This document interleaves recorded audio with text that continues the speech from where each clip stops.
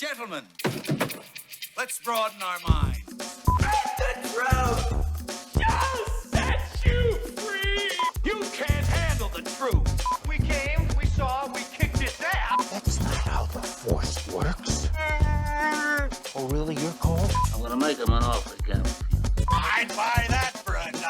Oh, I'm sorry. Did I break your concentration? Hasta la vista, baby. I don't have friends. I got family. Surely you can't be serious. I am serious.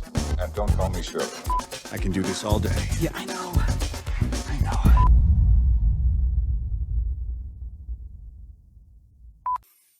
Hello and welcome to the Creative Control Movie Podcast. I am your host, Kenan, and thank you very much for joining us on this week's episode. This week's episode is our March review roundup, so we're going to be discussing all the movies that we've seen in March, whether that's cinema, streaming services, and maybe some old films that we've never actually got to see before, and we've actually gone back and tried to watch it now, based on recommendations and stuff like that. So on today's episode, I have our regulars, Neil, Alex, and Sacha. How are you doing, gentlemen? Doing good. How are you? I'm good. I've got a little bit of a cough, so I do apologize if you're like wearing headphones and I'm coughing into your ears. It's going to be really unpleasant. So I've got my mouse hovered over the mute button just in case I start having some coughing fits when other people are talking. So hopefully it's not going to be too much of a distraction. Okay, so it's all the movies that we've seen in March. I think there's one movie which we'll kick off with. We did do an in-depth review, and if you want to go see the in-depth review where we talk about all the spoilers, all the hidden Easter eggs, all that kind of stuff, it is The Batman. So I just want to get your guys' thoughts to see if now that you've waited a little bit longer, maybe you've seen it another time since, have your feelings about the movie changed? Or is it still sitting well with you? Because we do have an episode coming up where we review all the Batman movies as well, but any progressive changes on there? I'm still with my rating at sort of like 9.5. It tilts between 9 and 9.5 when I think about certain things, but it's really up there for me. And I think I've seen it 3 times now, and thoroughly love it. So, anybody got anything else to say about the Batman since our main review? Same for me. I've seen it 3 times now, and yeah, it's still up there at like a 9.5 for me. Be looking forward to when it comes out on digital, so I can get another chance to watch it. Mm-hmm. No change for me, mate. Still a top film in my mind. It's still definitely staying at 9.5. I'm not changing that. Mm-hmm. However, something you said, Ken. Like once I watched it again, I was like, "Oh, this is really annoying." Is what you said? Oh, sorry, dude. He said he doesn't actually solve the crime. Like, right? He solves the riddles, but solving the riddles does nothing to stop everything that's happening. Yeah, that is the one thing. It's kind of the Indiana Jones thing and the Ark. They steal the Ark, they open the Ark, they die. It would have happened whether he was there or not. And so it's, yes, okay, he figured out the riddles, but the Riddler killed everybody he wanted to except Bruce Wayne. Mm. And the only reason he didn't kill Bruce Wayne is because he's Batman. And, that just didn't work out for him. And he didn't realize 2 separate people. And he didn't get the mayor killed at the end. She was going to be assassinated. But other than that, he pretty much achieved everything. Like Joker says in the cell at the end, he's just like, you're really close. So, 90% hit rate on his thing. That's not a bad outing for the Riddler first time around. So, yeah, that is the one thing that does sit with me now. Just he didn't make enough of a difference for each of the tasks that Riddler put in front of him. However, he does get that redemption of hope at the end, which is probably the overriding thing. So he comes down, he's leading people, and they see him as a beacon of hope, as opposed to just criminals who see him, and maybe other people see him as fear. So that's how I kind of justify that. Yeah, I'll agree with that. Yeah. Sacha, any other thoughts on the Batman? 8 out of 10. Pacing problems towards the end. Shit end shot. And I like the movie. Quicker to the point. All right, cool. Yeah. That's fine.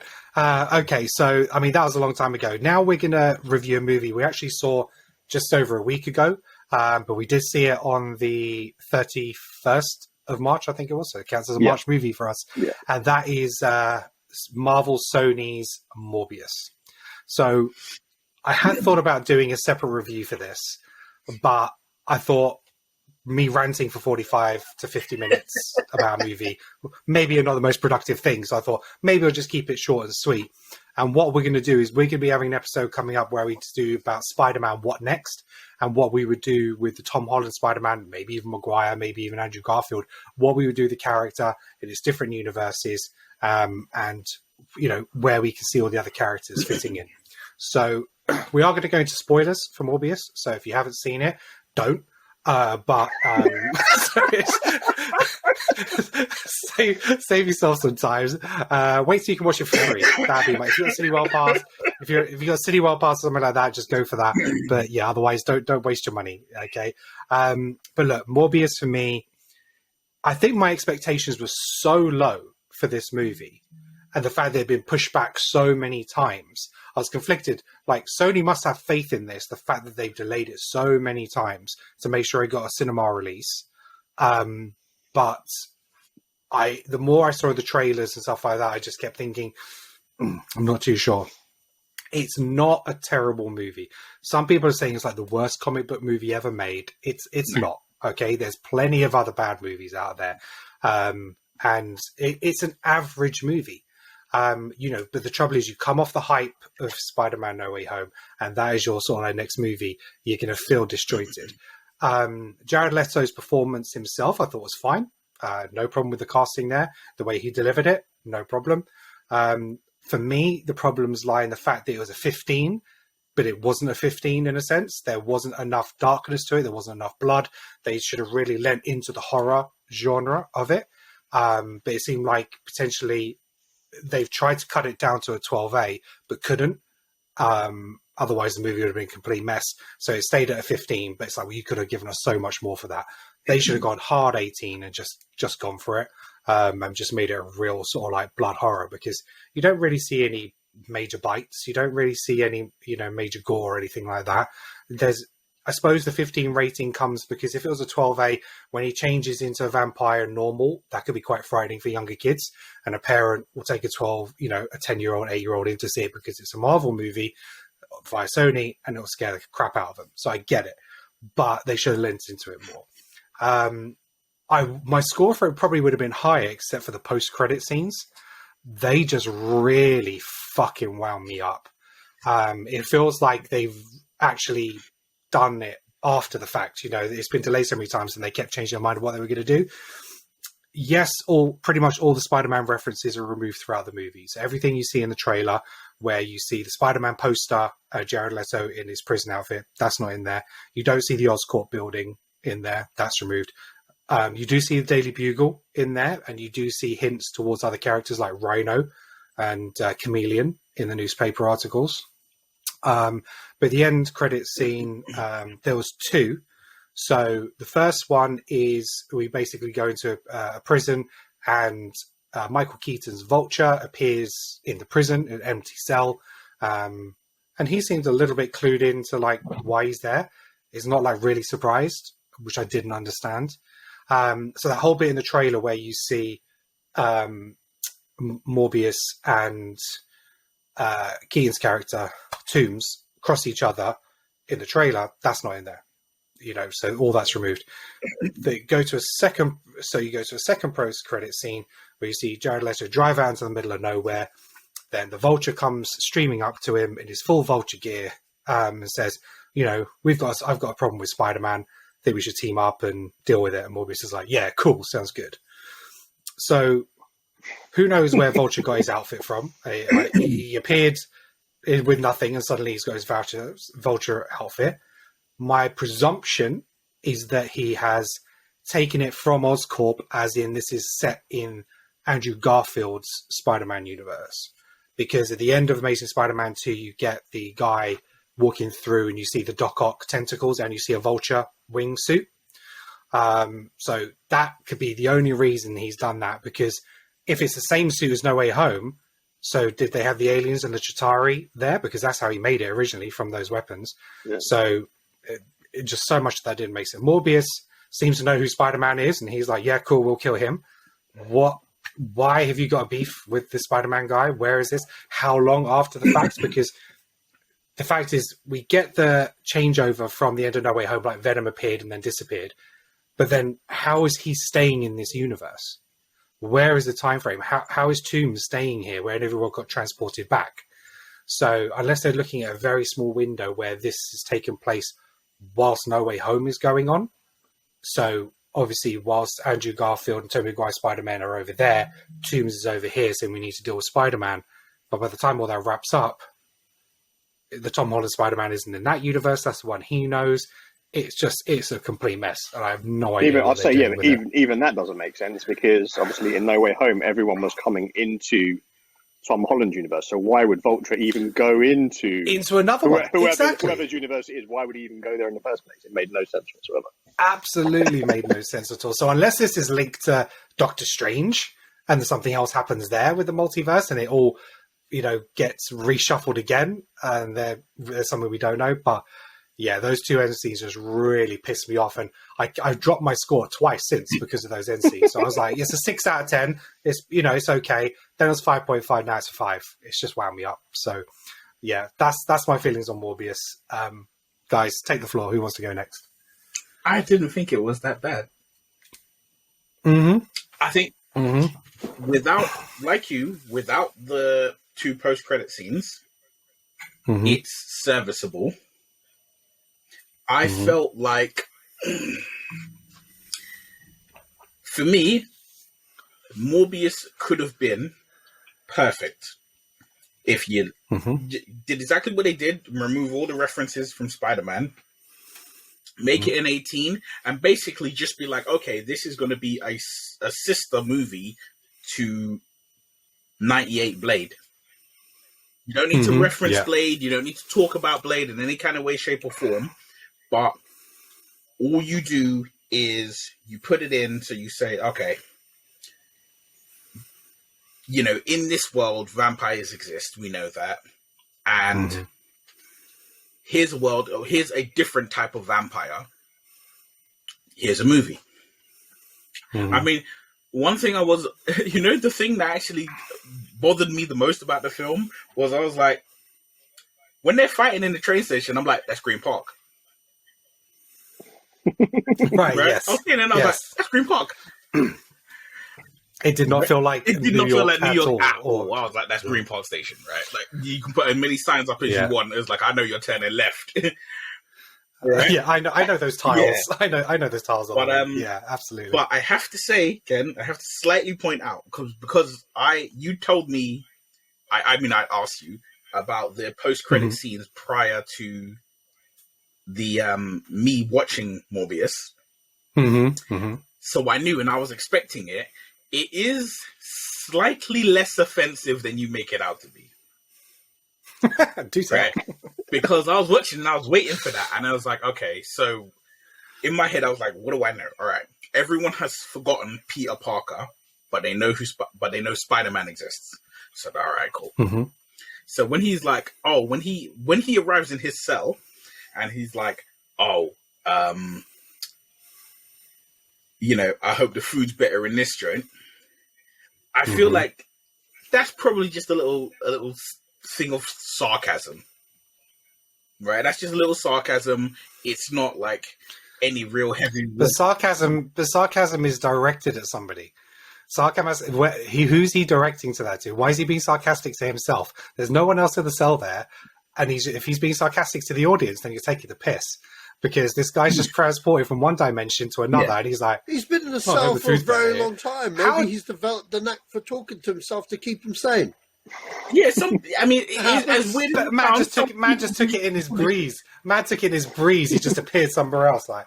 All right, yeah, cool. But then again, think about it again. If you lived in a world, right, where you've had alien invasions, half the universe has disappeared for 5 years into dust, and then reappeared magically, and you just suddenly appear in a different cell than the one you're supposed to be in. You're like,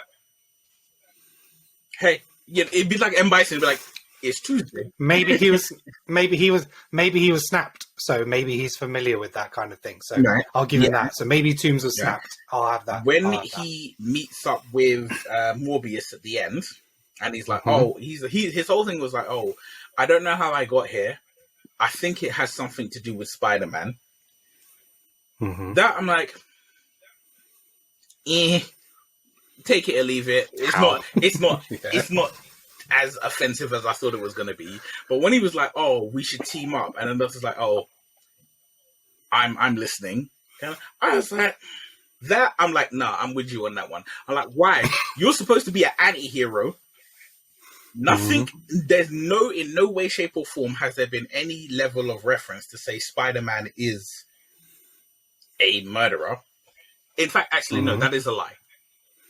If you take into account what Andrew Garfield said in No Way Home, where he was like, "Oh, I just stopped pulling my punches," it could be, somewhat safe to imagine that maybe he killed someone.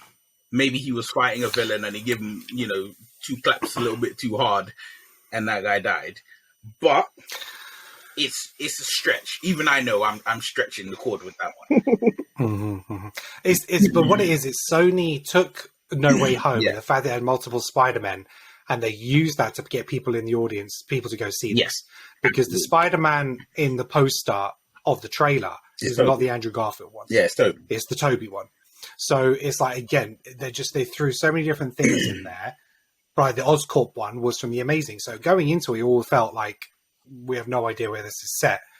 I'm even more confused now, the fact that Toombs is there, because where does that sit? Why has he gone somewhere else, like Alex said, when everyone went to Toby's universe? Yeah. It doesn't make sense.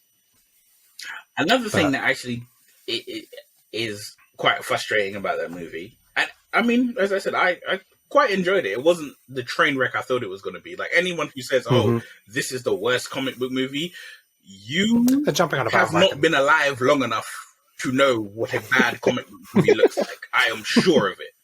Like, no, if you're under 30, you don't know what bad comic book movies look like yet, right? But so it's not bad, but there were definitely like some issues where it was like you definitely colored outside the lines with this one. That's a good way of putting it. Yeah, I like that. Yeah, no, that's a good shout. I mean, the beginning was really poorly edited when they're trying to build the relationship up between the two kids, younger. The voiceovers, they kept voicing over, in it, out of it. It was a real mess, that beginning bit. You didn't get enough of a relationship build with the adopted father. So when that turn came at the end, it wasn't dramatic enough, didn't mean enough. And then the Matt Smith dancing bit, I didn't need that. I didn't need that. Sacha, any thoughts on Morbius? Yeah, I mean, like, wow, where do I begin? Here's the thing.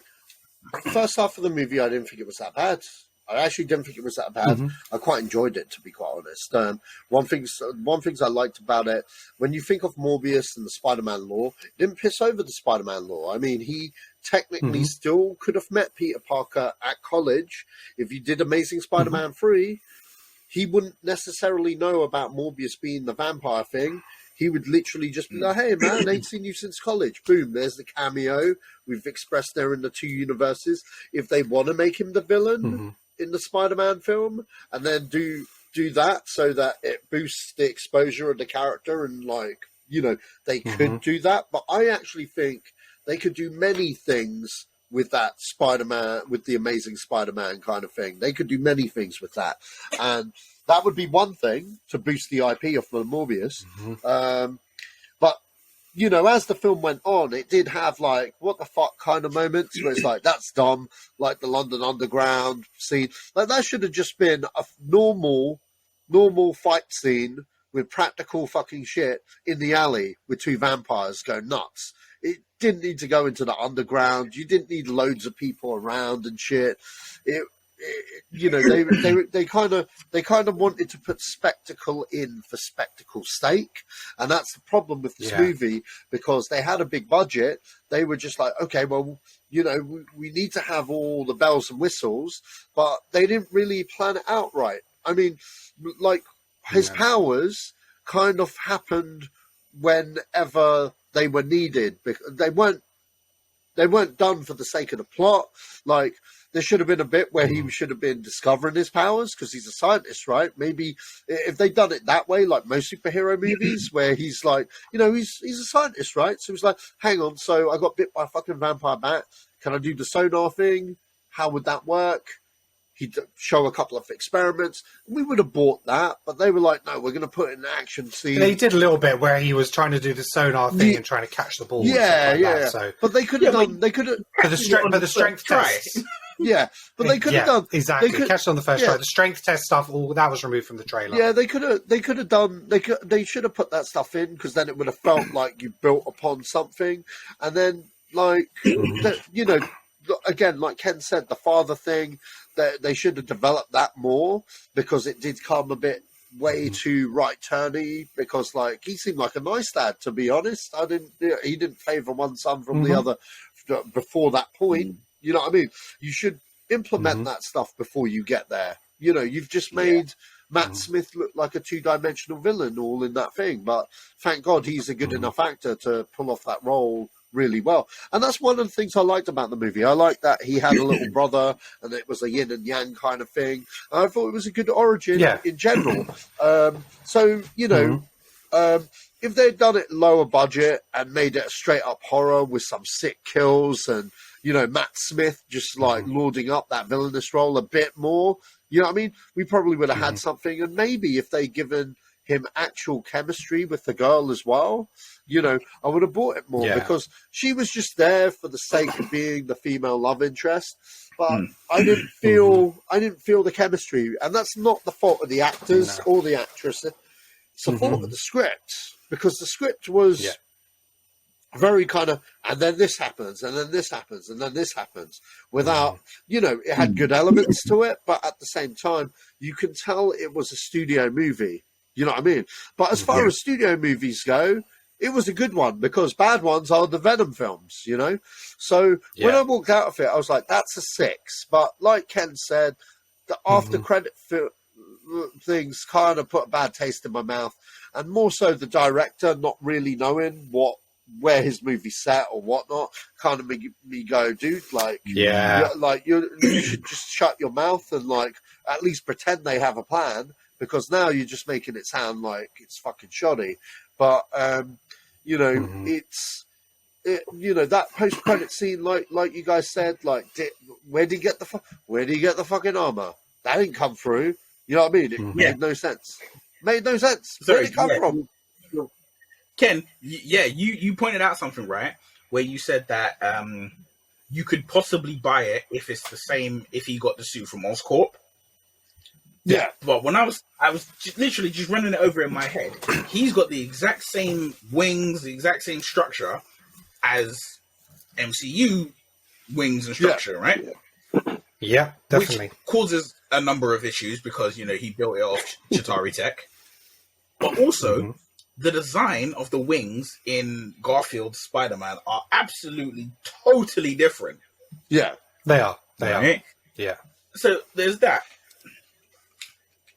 And my only thing is that maybe has that armor developed since then, because obviously the Amazing Spider-Man 2 to where we are now, we're like 10 years on from that or something like that. So has there been another Vulture and he's found the same stuff as his alternative counterpart? You know, something could have happened. So that's my only benefit of the doubt that I'm trying to give him. But yeah, they're totally different, and he is the MCU Tom Holland costume. So yeah, the problem is you're trying to clamor things together to make it make sense, which we shouldn't have to do. No, exactly. Those wings are so Neil. Those wings are completely different. I'm looking at it, and it's more in vein of the classic outfit rather than the MCU outfit. Feathers, with the feathers and shit. So it's a bit of a weird one. I mean, unless that post-credit sequence was actually a few years later and they're setting up something else, but we don't know. You know, I mean, we don't know. No, exactly. Like you say, that could have been an easy way to explain it. It's just like, okay, look, let's make his design look like it did. Yeah. Even if it was slightly altered from that post-credits from Amazing Spider-Man. Well, you know, like you say, you could have that argument then of, okay, well, it's similar enough to the design of that one. that you're not having these questions as to, hold on a minute, how did his suit come from another, or how did he build the same suit when he hasn't got the same tech? Yeah, few little design changes, and you could justify it more essentially. And also, it's kind of. But we know it's Also, it's kind of like, why is Michael Keaton even in it? He doesn't serve the story in any kind of way. Well, he's just there for the sake of it. Yeah, he's just there just for the sake of just being there, man. Well, that's the thing. The trailer led us to believe that maybe he was a variant in that universe, but he's not. He's obviously come from another one. That's why they hoodwinked us. That would have made more sense. I could have bought that. Absolutely. If he was a variant, it's like, fine, that makes sense. He's a variant. And then Michael Keaton could have played the character completely differently.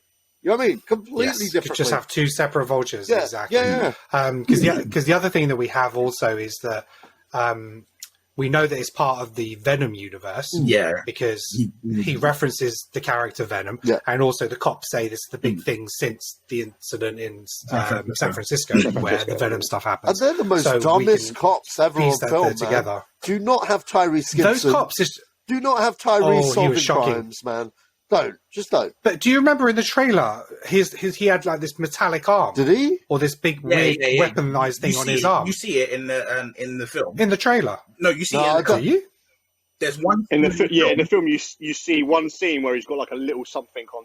I don't even know if it even looked like a full metallic arm, but you can see a little sort of like cybernetic enhancement or something. I mean, it's never referenced. What the hell did that happen? No, I don't remember that. I just remember seeing a little something, thinking that looks weird. Here's the thing that makes that worse.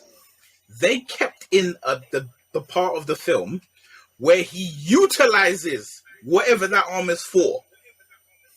Did they? When he's on the roof, when he's on the roof and he's trying to run away, right? Something hits him from behind, and he's like, "What the?" What was that? And he turns around, and Tyrese Gibson is on there with the gun, and he's like, "Don't move." Yeah, that is not him using his powers. I watched it because when I was watching it, I thought, "Oh, is this where he learns to fly and jump?" Right? No, he is completely unconnected to whatever this force thing is that hits him. And then he turns around, because when he turns around, he's like dangling off the building, like, "What the hell has got me?" And then he looks and sees a gun, and I'm like, "Oh, okay." Is that why that made no sense to me then? Okay, that because how did Morbius flew up the stairs, and how then 20 seconds later he's there? Exactly, bonkers. Anyway, so that is our thoughts on Morbius. Look, we're going to cover it more in our Spider-Man What's Next and try and figure out what the hell they're doing. But then we're just going to say, if we were in control and we had creative control, this is how we would do it, and we'll fix it. Don't worry. Okay. So I'm gonna rattle off some films here, guys, that I've kind of seen in the last month. You let me know if you've seen them, and give them some ratings. So I think because I did cover a lot of this stuff in the Oscars stuff that we did. So where we did the predictions and the aftermath and stuff like that. Because March we kind of realized, wow, I haven't actually watched a lot of these Oscar movies yet. So I went on a real binge, as Sacha did as well. So I saw, but The Adam Project. So Netflix, Ryan Reynolds. It wasn't really on my radar, but I just watched it. I didn't even actually watch a trailer for it. I actually just watched the movie straight. I really enjoyed it. It's yes, it is Ryan Reynolds, just being him in a sense, or a variant of him. But the young boy in it is fantastic. The chemistry is there. It felt quite Spielberg-esque, with the action and the sci-fi. It had a lot of heart in this, and it's about the father-son relationship and stuff like that. Really, really enjoyed it. It's a strong movie. It was like an 8 out of 10 for me. What do you think of The Adam Project? I thoroughly enjoyed it. Same. Thoroughly enjoyed it. Sorry. I think I gave it a 7. I didn't give it I gave it a 7. But I mean, it could have gone up to a 7.5. I really enjoyed it. It is exactly like you said. It's Ryan Reynolds being Ryan Reynolds. So that isn't like if you like Ryan Reynolds, you'll enjoy it. But it's the kid, because the kid is being Ryan Reynolds, and it works. It works to be like, oh no, you were always this mouthy person, and it does genuinely work. And it's like I don't feel like any character who was in it was overused or underused, if that makes sense. Because it's got quite a stacked cast. Zoe Saldana's in it, Mark Ruffalo's in it, Jennifer Garner's in it. And I was like, you're all in it for long enough for me to say, yep, you're in it, and you serve the purpose you're meant to be in it for. But it's not like, oh, well, I wish I could have had more of you, or I wish I could have had less of you. Like, no, everybody was in it to a nice degree. Cool. Yep. Anybody else? I'm the same. I'm the same as you, Ken. I think I would have given it an 8 out of 10. I'm a sucker for a bit of time travel sci-fi stuff, so I did see the trailer for it, and I thought, yeah, this looks quite interesting. I think it's also all the guys like behind the scenes were involved in Free Guy as well, so that sort of got me a little bit excited. Same director. Knowing that they were like repairing with Reynolds and stuff. Mm-hmm. So yeah, it was just one of those things. Yeah, it just popped on Netflix, and yeah, just had a good time. You know, didn't have to take it too seriously. Yeah, nice bit of sci-fi action, family fun, and yeah, like you say, a nice bit of heart to the movie as well. Yeah, I thoroughly enjoyed it. Yeah, Sean Levy's actually signed on to do Deadpool 3. Deadpool 3 now, yeah, so that's going to be quite a trilogy. So it's going to be Free Guy, The Adam Project, and Deadpool 3. So that's the Ryan Reynolds Levy trilogy. It's going to be quite a good one, I think. Sacha, thoughts on The Adam Project? Never seen it. Oh, you haven't watched it yet? No, not seen surprising. It yet. Okay. I was doing all the Oscar films, so I haven't got round to watching actual films that I've missed this year. I think I've gone to the cinema to see the stuff that I've really wanted to see, so there'll be the odd streaming film that I've kind of missed. I'll get on it at some point, but it's on the list. Okay. So what else did I watch? So this in March, I also watched CODA, which obviously won Oscar for Best Picture this year. I spoke about it in the Oscar episodes that we did. Wonderful film. Really, really enjoyed it. Full of heart, some fantastic performances. And yeah, I cried several times. I mean, it's not hard to make me cry when I watch a movie, to be fair. I probably cry. I think I cried in Adam Project at some point, but CODA, yeah, definitely. Really, really great for me, and I give that a solid 9 out of 10. I thought it was a fantastic film. It's probably going to be in my top 10 for the year, I think. Yeah. CODA. Anybody else? No, not seen it. After obviously, you know, I know you've raved about it because I watched the Oscar episodes, and obviously the fact that it won. Yeah, it's definitely on my list to get around to it. But yeah, no, I haven't had a chance to watch it yet. It's available on Apple TV now. It's Apple TV, I think. Yeah. Sacha, any thoughts on CODA? Yeah, really enjoyed it. Good, heartfelt kind of movie. I'm glad the guy won Best Supporting Actor. But yeah, well deserved. So yeah, Troy Kotzer. Yeah, he won the Best Supporting Actor for that. And I think Emilia Jones should actually have been in the running for her performance because she was fantastic as well. More so than maybe some of the other Best Actress nominees for this year. But I digress. Bit of a slap in the face, really. Moving on. What else did I see? So some of the other Oscar movies, I watched Tragedy of Macbeth with Denzel Washington because I wanted to see his performance. I thought the movie was okay. I thought it was beautifully shot, but I just didn't fit right. I'm really surprised actually Denzel won a nomination for this. It just seems like if you are an American and you can do Shakespeare in a movie, it'll probably a nomination will be thrown your way. So because oh my god, he learned how to speak like that. I don't know. It was okay. It was just an average movie. I give it a 5 out of 10. Yeah. Anything more for the Tragedy of Macbeth? Yeah, I agree. I mean, like, it had some great cinematography. Don't get me wrong, and that's probably a nomination that it did deserve. However, yeah, you're kind of spot on the money there. This was, he was very good in it. Everyone was very good in it, but it wasn't, compared to the other nominees and stuff, it was the weakest link. And, I guess it will appeal to people that like Shakespeare a lot and stuff. They'd probably gravitate more to this movie than someone like myself. So I guess it's mainly a thing coming down to personal taste here. But it wasn't a bad movie. It was quite a good interpretation of the material. But, yeah, I mean, for me personally, not really my cup of tea. But did it deserve Denzel the nomination? Probably not. I think Denzel got the nomination because he's Denzel, and there's nothing wrong with Denzel being Denzel. He's like one of the best there is. But you know what I mean? You know when the guy's done better and is better. You know, it's kind of one of those ones. So yeah. Okay. I feel like you guys are right. It's more that the film is beautifully shot than anything, because at the end of the day, it's Shakespeare, right? Macbeth has been done how many times? You know, it's like Michael Fassbender's been Macbeth.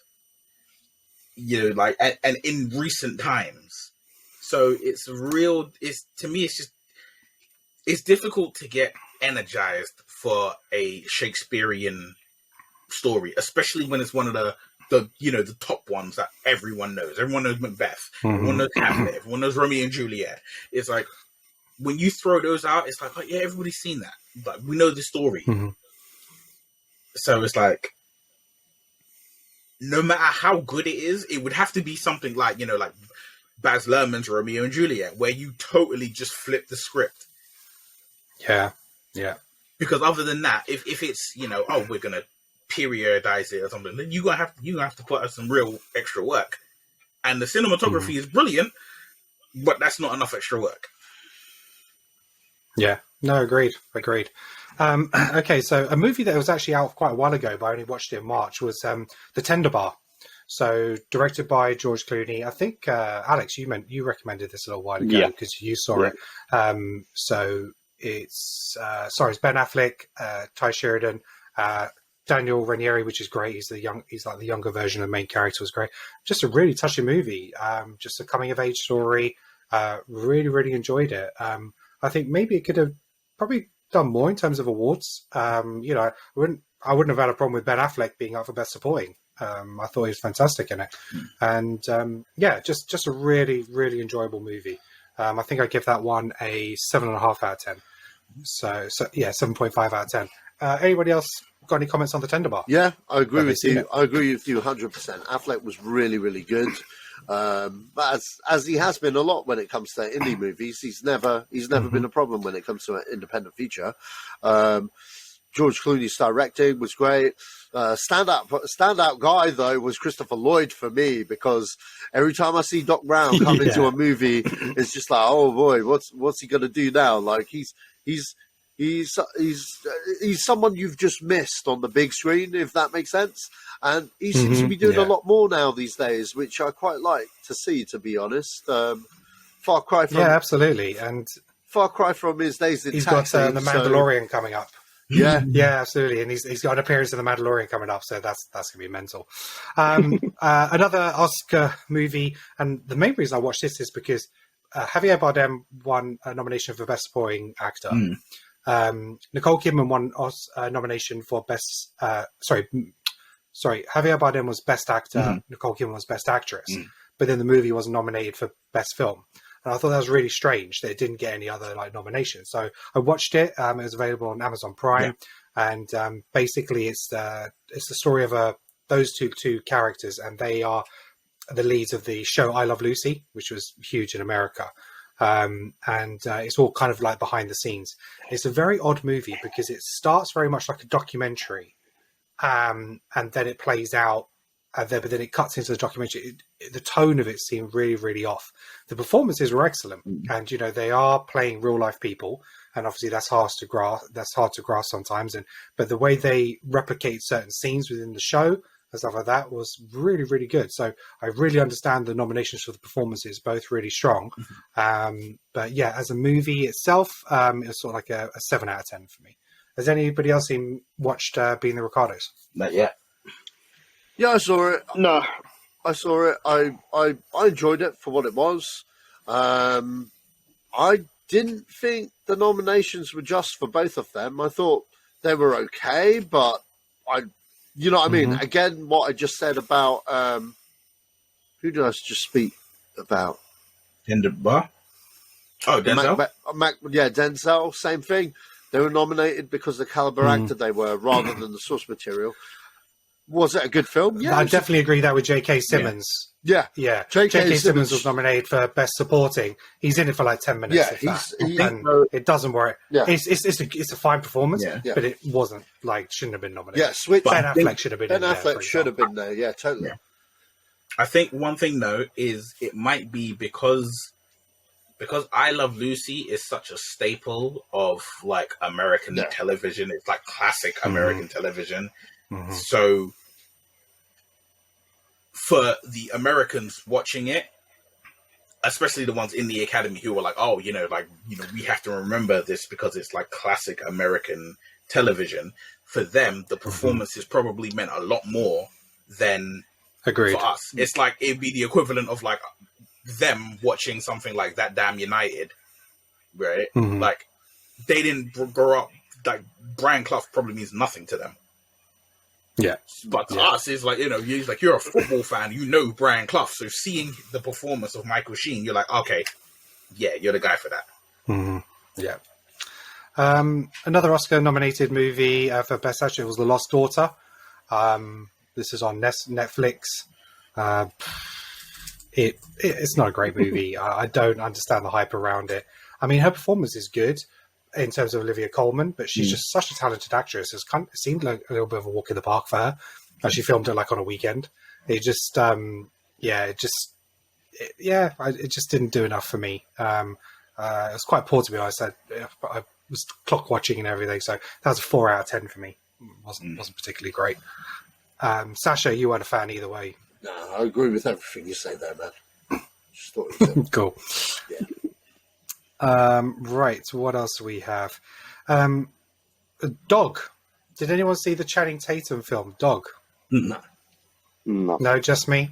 I like to dogs. See it because I actually think that Channing Tatum's actually he's not a bad actor. He's not a bad actor. No, he's not. And this was a very personal this was a very personal film for him. I think it took a long time to get made, and obviously working with animals can be really difficult. It just didn't have the heart of this kind of movie. Like I said, I cry a lot of things, most films, but I didn't in this. And so that's quite shocking for me. I was waiting for that moment where I'm like, okay, I'm going to break down at some point. It just didn't happen. And I don't know what it was. I mean, I wasn't in a bad mood that day. I was fine. So, but yeah, it was fine. It was some quite nice moments, and I think Channing Tatum was good. It had a little bit of a weird twist in the middle, where it had like Kevin Nash in it. But it was just a little bit bizarre. But yeah, so Dog, I just gave that a 5 out of 10. What else? So a couple of streaming movies. So I watched No Exit on Disney Plus. It basically is this woman who escapes like a mental hospital, and she's trying to get to her mother. And basically these people get snowed in at a cabin.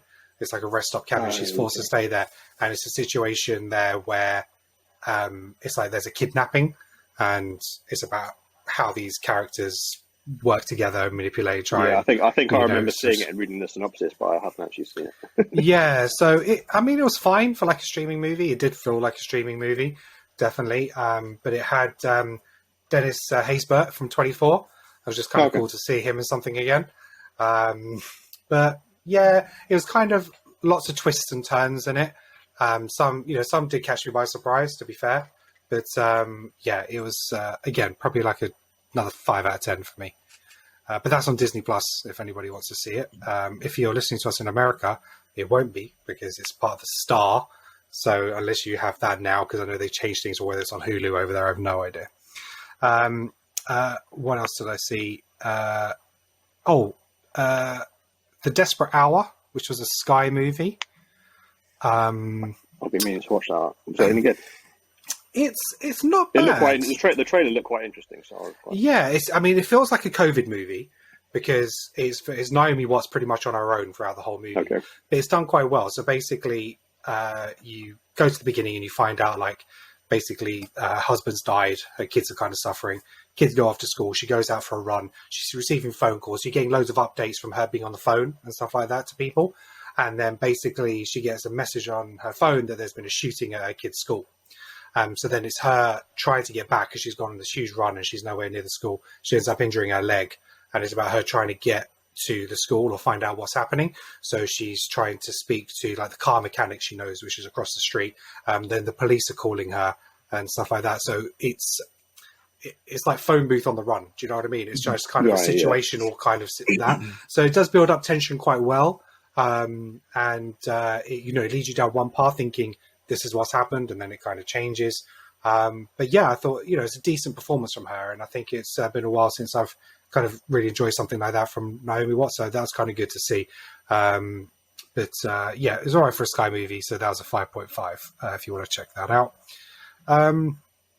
There's a couple that I'm saving here. Okay, so I've got a really crap one, an okay one, and a great one. So I'm going to start with the okay one, Turning Red. So the Disney Plus movie. Yeah. This was a Pixar movie, wasn't it? Yeah, it's Pixar. Yeah. Yes, it's a Pixar movie. I want to make sure I get it right. It's got Sandra Oh voicing Jordan Fisher. I was quite disappointed. Now, I love the fact that it was a completely new premise, a new idea. I love the fact that it was focusing on sort of like the Asian American family and stuff like that. They did try and go for a bit of an anime style. It was a woman director and stuff like that.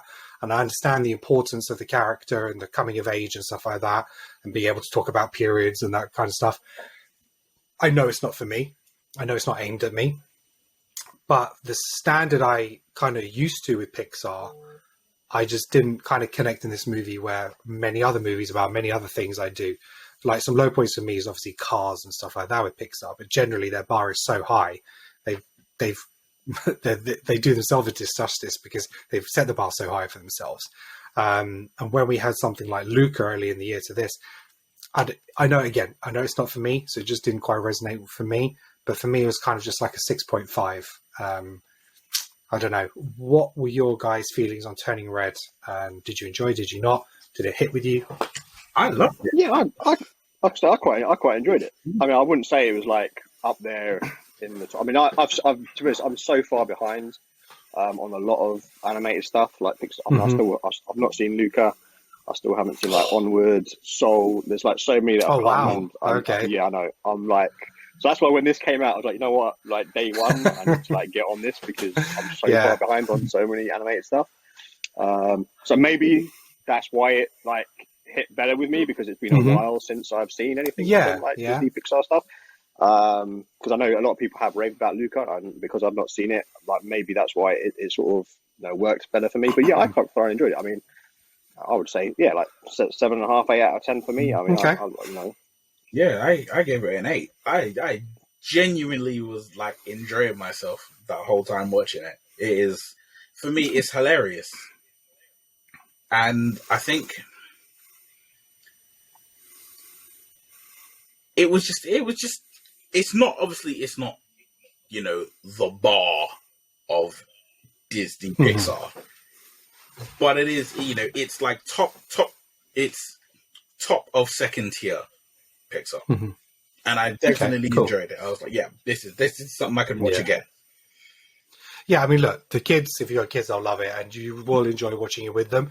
Like I said, it just didn't quite hit for me. Maybe if I was watching it with a kid and seeing their reaction, it might be different. Yeah. But like I said, most Pixar movies, I don't need that. So, but yeah, that's just me. So, Sacha, did you see Turning Red, or was that... No. Okay. Right, so one film which had got quite a bit of talking about it because of who was in it. And this is Deep Water. I still need to see this. Yeah. So Deep Water stars Ben Affleck and Ana de Armas, and it was filmed at a time when they were in a relationship, and it was supposed to kind of be this erotic thriller. It was directed by Adrian Lin, who done 9.5 Weeks, Indecent Proposal, Fatal Attraction. So it's like he's coming back since like 2002. It's been like 20 years since he's made a movie. He really shouldn't have come back. It's It's not a good movie. It is. It's not thrilling. It's not erotic. It's just bland. And I can see why they broke up, because I didn't see much chemistry, to be honest.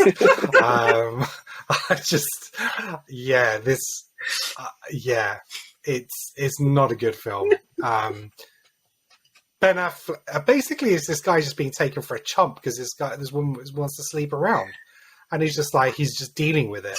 And I will go into spoil. Well, shall I go into spoilers? Yeah, I'm going to go into spoilers. I'm just in the sense that I think he was miscast. Surely it should have been Will Smith, right? Emotional damage. Oh, damage! Emotional. It is Will Smith the movie. It is Will Smith the movie. Basically, this woman she's going off and having relationships and sleeping around, basically, and he kills whoever she sleeps with.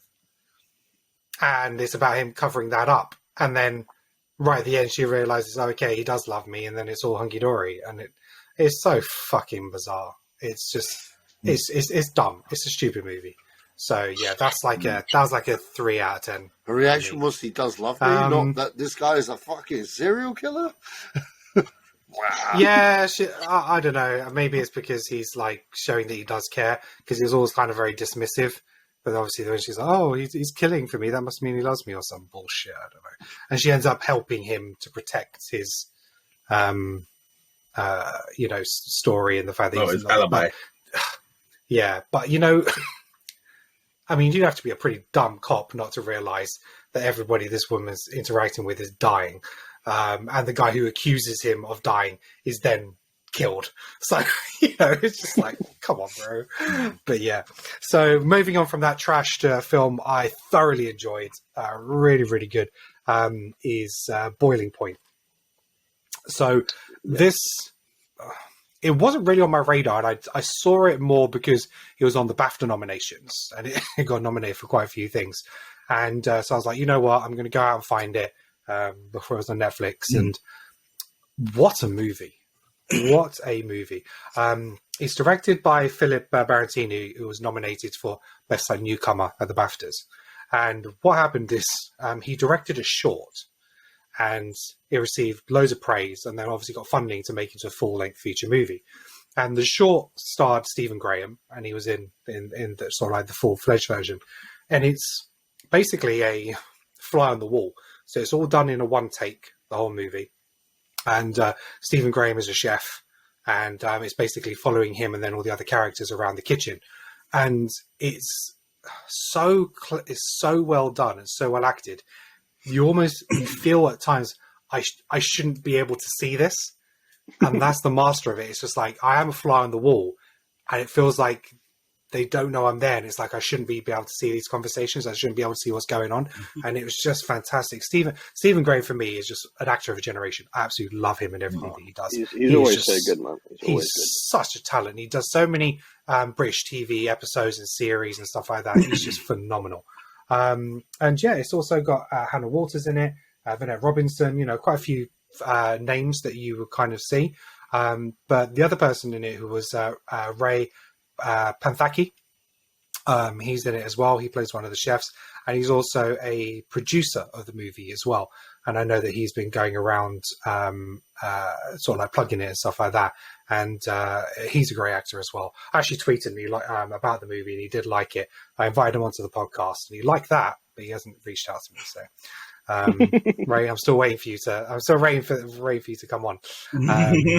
But yeah, he's been in a few things, a few films. He was also in Gangs of London, and stuff like that. But yeah, Sacha, I know you really liked this movie as well, didn't you? You're on mute, buddy. Yeah, I did. You really felt like a fly on the wall, like if you actually worked at a restaurant or something. It was all done in one shot, one continuous shot, like obviously kind of Birdman kind of style. Clever edits, but yeah. It really worked. It really worked in this film. You felt the tension. You felt like what the characters were going through. It was really good, and the atmosphere that it created was fantastic. Did that come out this year or last year?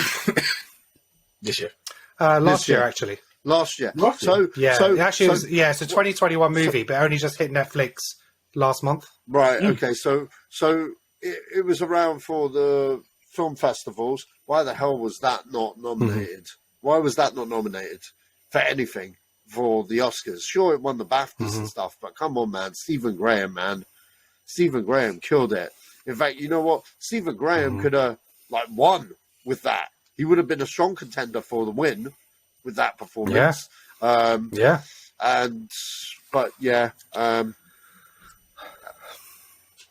director Philip Barantini wrote it as well, along with James Cummings. But yeah, just it shows what you can do with great performance, a great idea, but you don't need a budget. You know, they would have had to hire a restaurant out for the day, or not a day, but for the duration of the shoot, one location. Fantastic. It was all looked obviously it was shot handheld as well. So like you say, equipment wise, probably very, very minimal stuff. But... Yeah, so that was a strong 9 out of 10 for me for Boiling Point. I think that's my list. So has anybody got any other movies they've seen that they want to kind of cover? Well, there was one film there's two films that I saw in March, but one of them I will talk about. The other one I will leave until next month because I know that you guys watched it this month.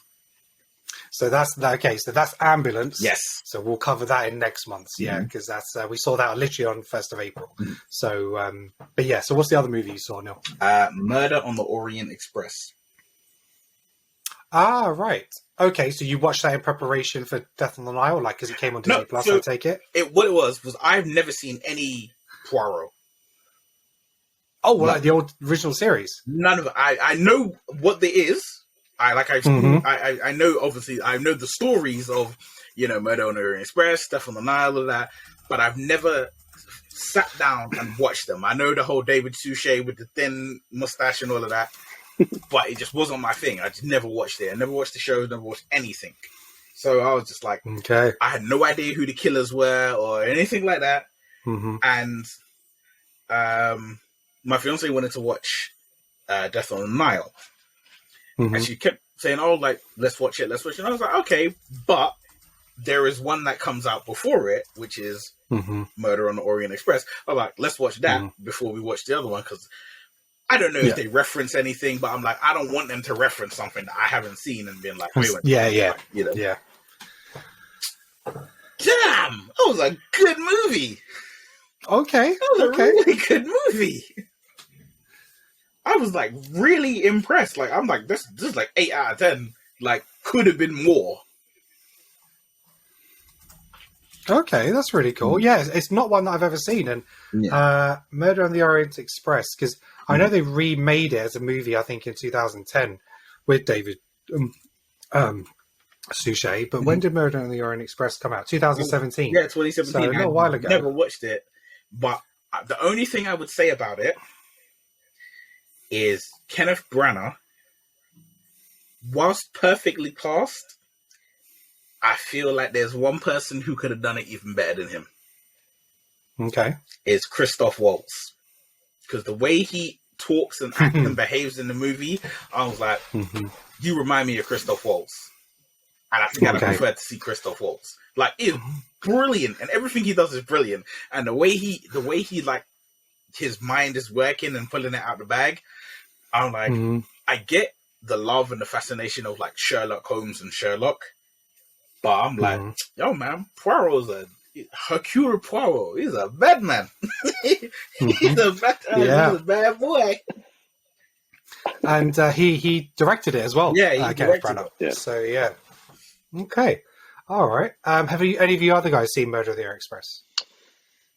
No. Again, same as Neil. I've never watched any of the TV shows or anything. So, and it just doesn't appeal to me. So that's why I never caught it. To be fair, when it first came out. But yeah, maybe now I'll be. So, I mean, obviously, I saw when the trailers came out, the star-studded cast. But again, for me, it's just not usually my sort of type of film. So I just kind of never went to cinema to see it. So I guess was it on Disney Plus? Yeah, it's on Disney Plus. Yeah, both of them are now, aren't they? Yeah, maybe I'll get around to checking it out. So, growing up as a child, I had a strong diet of Murder, She Wrote. But and Quincy. But yes, Quincy MD. Yes, the baddest detective on the block was Columbo. Columbo was my guy. Yes, Columbo still is the guy. Mm-hmm. My man stopped solving crimes in 2005. That shit went on from the 60s for 10 seasons. Then it took a 10-year sabbatical, and then it came back in the 80s, all the way to the 90s with New Columbo. And then every year since New Columbo ended, Peter Falk would come back every year with a new special till the day he died. Till the day he died. And he was working on one. So Columbo really never went away, man. He was just always in the zeitgeist. And Steven Spielberg directed Columbo. Okay, the first couple of episodes are Steven Spielberg episodes. So I'm like, yo, where's the movie to finish it off, man? Never happened. But if they were to reboot Columbo, I'd pick Mark Ruffalo because he looks like Peter Falk, kind of like when he was young. That's a pretty good shout. If I was to do a big budget, I'd get Mark Ruffalo. But my point being is, there was another cat on the scene. Although Columbo was the guy, David Suchet is the guy. Okay, Kenneth Branagh's okay. He's okay, but he ain't no David Suchet. Okay, he ain't no David Suchet. So when you say there's another guy, I'm like, hell no to Christoph Waltz. Okay, I'm like, hell no, it's David motherfucking Suchet. But you know what? I do like the new ones. Murder on what's it? I was going to say I saw the new one, Death on the Nile. Death on the Nile, and yeah, it was good. But you know what makes Murder of the Orient Express really good? They changed the ending. Okay, that ending that I saw is not the original ending. That's not the ending of the book. That's not the ending of David Suchet's one. Okay, so they do something completely different, and it worked. And it worked. No, but it worked. It worked, and I liked it. I liked it for it because I was there like, all right, so it's not him, but I know it should be him, but it's not. Yeah, it was good. It was very good. That's nice. That's nice to see that, because otherwise you're just doing a remake, and people who have grown up with the show, they will know who it is. And that's the anticipation's gone. So and that's the story that's been retold over and over, because there's been other interpretations. But the thing with David Suchet was that he cemented the role. He's adapted every single novel, kind of thing. That's why it went on for so long. But if you like that film, definitely check the series. The series is good, and watch the original version, and you'll be in for a treat. But David Suchet's the guy. But I like the fact that they're doing it for a new generation with Kenneth Branagh. Hopefully, he'll adapt them all, because I think it's quite a strong series. So and considering the risks he wants to do with independent films, with stuff like Belfast and stuff, it's a good franchise for him to dip into, because they seem to be the new one seems to be doing the numbers on streaming. They're already doing a third one. And it's one you can do every so often. You know? So like when you have a gap in a gap in his schedule, Disney needs something for a streaming, you can just go do another one. It's easy, because you just get a whole new cast of people in to fill those roles. It's only him that has to return. So and he's directing the guys, so that was that's it. But yeah, I'm glad you liked it, Neil, because that's the kind of films that I like, kind of thing. I like those detective things. I know you've been telling me for years about Columbo. To watch Columbo, I've never watched, I've watched frames of Columbo. I have never watched a full episode or a full movie or anything of Columbo. Do you know what's great about Columbo? About Columbo? He'll come in his suit, and he's not your typical detective. He's not like, hey, I'm on the scene and everyone knows you. And they're like, Columbo.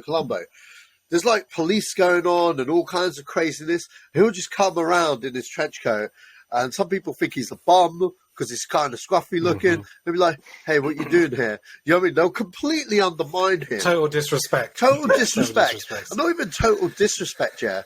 Okay? Like, he carries himself off like the dumbest person in the room. An idiot. But he's actually the smartest guy in the room. And he does it deliberately. And the beauty of Columbo is you know who the killer is from day one. You know, because every episode starts with the murder. With so you the see murder. who it is. So you know who it is. It's not about the whodunit. It's how Columbo goes about trying to catch him. And it's just genius because you're just like, at the ending, when it comes to the revelation of how he figured it out, it's so genius. And the guy always has egg on his face every time because he's just like, holy shit, he was the smartest guy the whole time. The whole time I got played. It's like, yeah, you got played by Columbo, man. And it's just like the way he plays them sometimes it's fucking jokes, bro. I cry sometimes because the comedy is on point, bro. It's like good, but I'm glad you watched that. That's the similar vein than Columbo because it's all about like when you know what, the only other person that gets people in a room the way Columbo does is Norman Osborn, but that kind of goes down a little differently. So you know, because if you ever like, all right, any other movies to cover off? The only thing I watched a couple of. I'm not being a horror guy, but I saw a couple of horror movies. One in the cinema, which I don't know if it's actually been released. It was like an unlimited screening. Was that Amma, the Korean? Yeah, I was going to go see it, but I ended up not feeling that great. Yeah, so obviously, I was expecting to see you there, and so me and Mike checked that out, and it was okay. I mean, I'm not a horror guy, so I can't compare it to much horror stuff. But yeah, it was interesting enough. I like Sandra Oh as an actress and that kind of thing. So that was sort of, I don't know, like a 5 or 6 out of 10 for me. Nothing too special. But one I did enjoy was on Disney Plus. Was Fresh with Sebastian Stan. Right. Yes, I haven't got around to that yet. I know a few people in the chat have seen it. So I really enjoyed that. So I won't like go into spoilers or anything if you guys haven't seen it. But yeah, definitely. Again, this is a film, right? It's not a series. No, it's a film. Yeah, it's a film. Yeah. Again, being not a sort of like a horror guy, I was like, is it going to be my thing? But I actually really enjoyed it. Yeah, Andreas gave it a good shout as well, I think, didn't he? So, yeah. Okay, cool. But yeah, no, definitely, yeah. If it's on your radar, I would say check that out because it was good fun. Awesome. Sebastian Stan's it's good, isn't it? Right. Well, we've covered, the good, the bad, and the ugly this month. There's been a lot of variety. But thank you very much for joining us on this episode. We really appreciate it. Let us know in the comments what you thought. What were the movies that you really enjoyed seeing this month? What were your disappointments? What happened against your expectations? And how good or bad was Morbius for you? Sound off in the comments. Again, you can check out all our podcast episodes on our YouTube channel. But obviously for the audio version, you can get us on any podcast platform. We really appreciate if you could check us out on Good Pods.